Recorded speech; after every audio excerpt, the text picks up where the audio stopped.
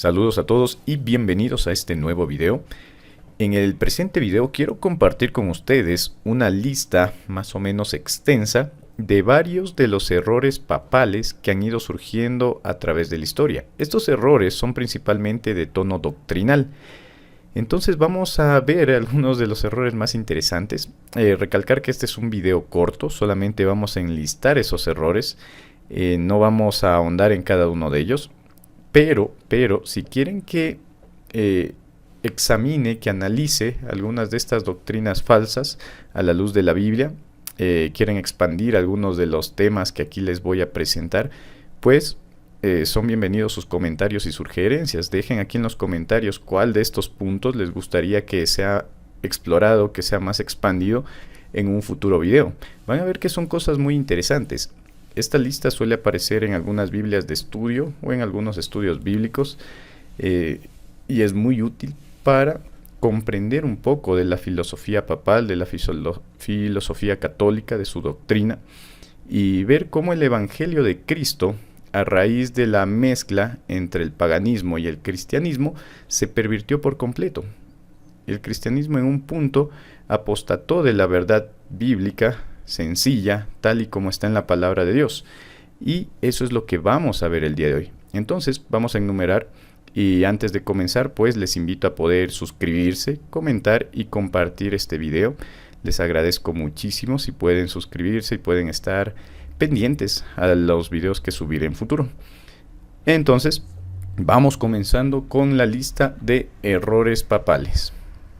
Número 1. Las oraciones por los muertos. Esta práctica que sabemos tiene origen pagano y que no se cimenta en la palabra de Dios, sino en las costumbres y tradiciones de las prácticas paganas que había en esos tiempos, comenzó en el año 300 después de Cristo. Número 2. La práctica de la señal de la cruz o la persignación también comenzó en el 300 después de Cristo aproximadamente. El uso de velas para el culto en el 320. El uso de velas o cirios en el culto a Dios proviene directamente de las religiones paganas. A muchos dioses en el Imperio Romano e inclusive en muchas otras culturas se les ofrecía y se les sigue ofreciendo como manera de culto velas, ¿sí? Y esta costumbre pagana se traslada también al cristianismo en el año 320. Número 4. Se da el primer decreto dominical por Constantino en el 321. La primera ley dominical que obligaba el guardar el día de reposo como el día domingo. Número 5. Se dio el cambio del día de adoración del sábado al domingo en el Concilio de la Odisea, año 364. Dicho sea de paso, tengo un video completo explicando este punto en mi canal. Número 6. La veneración a ángeles, santos y el uso de imágenes en el año 370. Número 7. La veneración a María, dictaminado por el Concilio de Éfeso en el año 431. Número 8. La diferenciación del clero mediante la vestimenta. Hasta este punto en la historia, que es el año 500, tanto el clero como los laicos no se diferenciaban mucho, pero es a partir de este año que se empieza a hacer esa diferenciación y eso solamente era una señal de la autoridad y el poder que cada vez iba creciendo dentro del clero católico.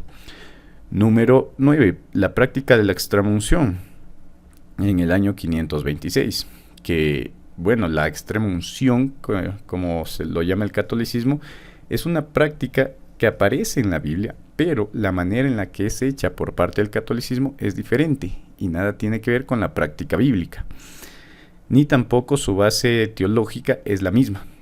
Número 10. La doctrina del purgatorio, que inicia en el año 593. Número 11. Las oraciones dirigidas a santos, ángeles y vírgenes en el año 600. Fíjense cuán distante está temporalmente hablando, ¿no? Cronológicamente hablando. Todas estas prácticas van apareciendo mucho después de que Cristo y los apóstoles se hayan ido de este mundo. Se fijan, ¿no es cierto? El último apóstol, que fue Juan, muere en el año, alrededor del año 90. Algunos lo ponen hasta el año 100 máximo, y ahí muere el último de los apóstoles. Cristo sabemos que muere mucho antes. Entonces, estas prácticas son posteriores a la redacción y recopilación de la Biblia y son posteriores a la enseñanza apostólica y directamente a la enseñanza de Cristo. Entonces, son prácticas que surgen no a partir de un minucioso estudio de la Biblia, no a partir de un análisis de la palabra de Dios, no como herencia de los apóstoles o de los primeros cristianos. No, esto no tiene nada que ver con cristianismo, sino que es paganismo disfrazado de cristianismo. Y es apenas en el año 600, hablando de esta práctica, de las oraciones dirigidas a santos, ángeles, etc., recién en este año aparece esta práctica, o se oficializa esta práctica, ya que siempre podemos encontrar precedentes, pero finalmente se oficializan en este punto. Número 12. El título de Papa y Obispo Universal atribuido al Obispo de Roma en el año 607. Fíjense que para este punto ya el Obispo de Roma era considerado el obispo de los obispos y se le dieron muchos títulos y está dentro del periodo de 1260 años profetizado en Daniel, dicho sea de paso. Número 13, la práctica de besar el pie del Papa en el año 709. Número 14, la autorización de rendir culto a la cruz, imágenes y reliquias en el año 786. Número 15, la práctica del agua bendita en el año 850. Número 16, la primera canonización de santos muertos en el 995. Número 17, el ayuno durante la Cuaresma en el año 998. Número 18, se decreta el celibato sacerdotal en 1079, una práctica que ha traído muchas consecuencias negativas. Número 19, se promulga la Inquisición en el 1184 y se extendió por cientos de años más, ¿no? Número 20, la venta de indulgencias en el año 1190, que prácticamente esto se conoce como simonía, que era la venta de la salvación a cambio de dinero y bienes, en pocas palabras.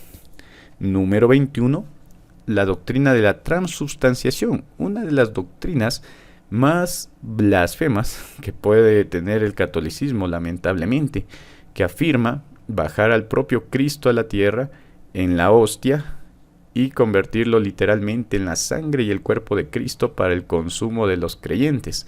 Una doctrina sumamente blasfema. Sí, tiene muchas connotaciones, ¿no?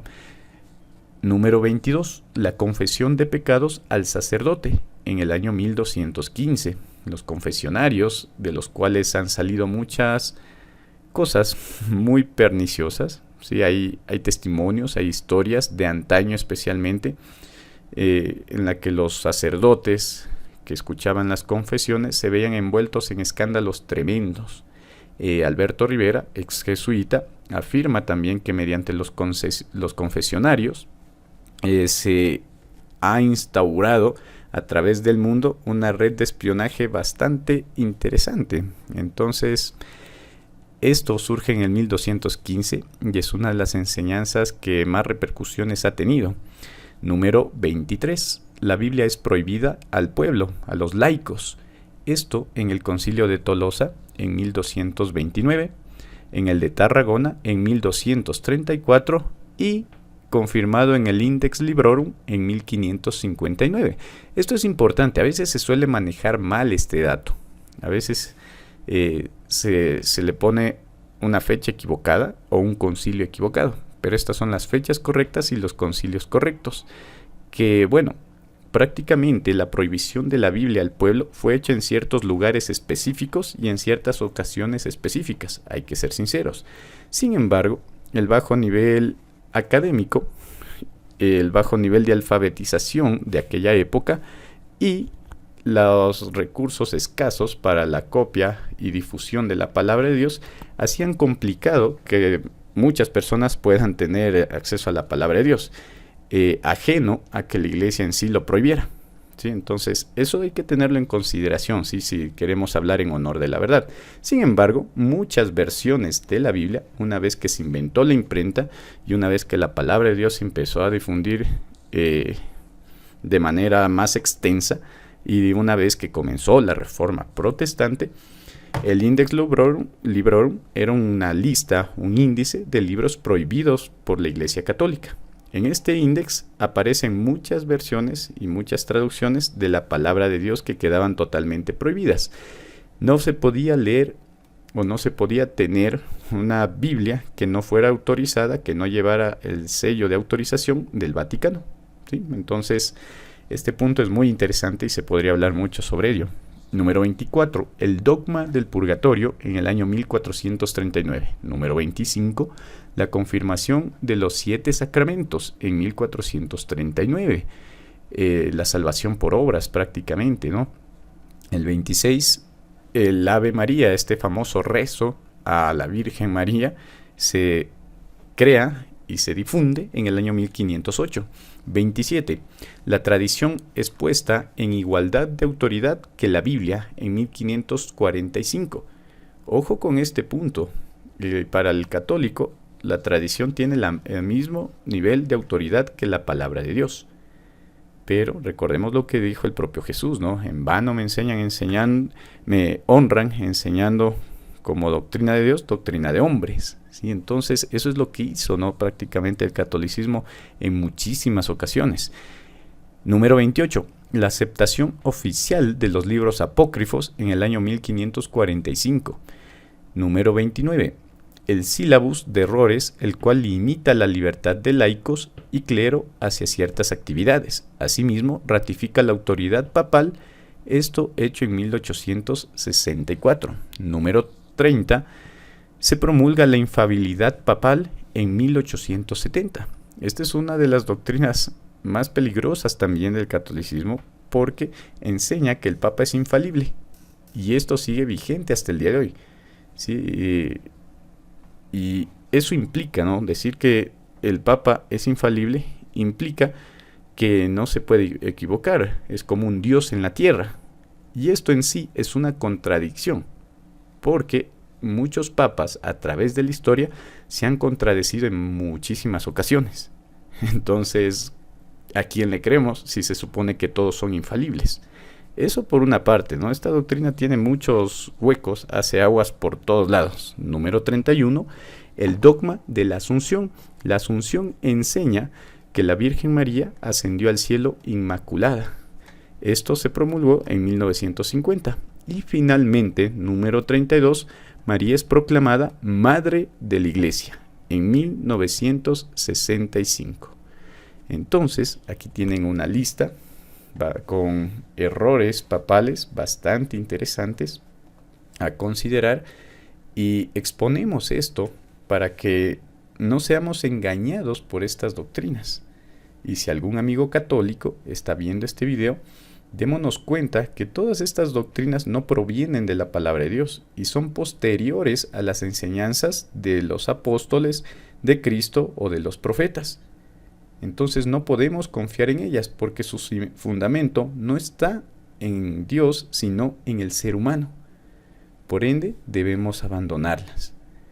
Cristo dice: salid de ella, pueblo mío, y no seáis partícipes de sus abominaciones. Y esa es la invitación que Dios hace a todos nuestros amigos católicos, porque esto no es por ensuciar el nombre de nadie, ni de ninguna institución religiosa, sino simplemente en honor a la verdad. Cristo dijo que Él es el camino, la verdad y la vida. Y todo esto no viene de Cristo. Por otro lado, el propio Jesús también dijo: santifícalos en tu palabra es verdad. Por lo tanto, sí, no está una enseñanza, una doctrina, no está fundamentada en la palabra de Dios, debemos descartarla. Así que, mis estimados amigos y hermanos, gracias por ver este video, espero que les haya gustado. Coméntenme de qué tema de estos les gustaría que expandamos un poco más. Igual si quieren argumentar algún asunto de lo que han escuchado, pues es totalmente bienvenido su comentario. Sin más que decir, los espero en el siguiente video. Que Dios les bendiga y hasta la próxima.